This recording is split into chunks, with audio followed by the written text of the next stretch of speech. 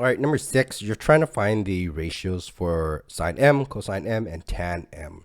So from m's point of view, you need to find its adjacent, hypotenuse, and its opposite. So the adjacent from m's point of view is 24, the opposite is 7, and the hypotenuse is 25. The hypotenuse always has to be the longest side.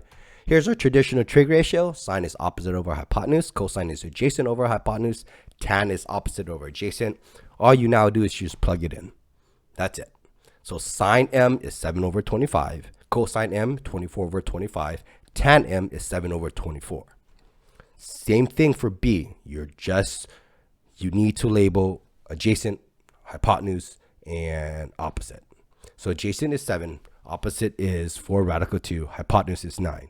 Same trig ratio as before. Make the substitution. Nothing is different about this. Okay, sine m is 4 radical 2 over 9.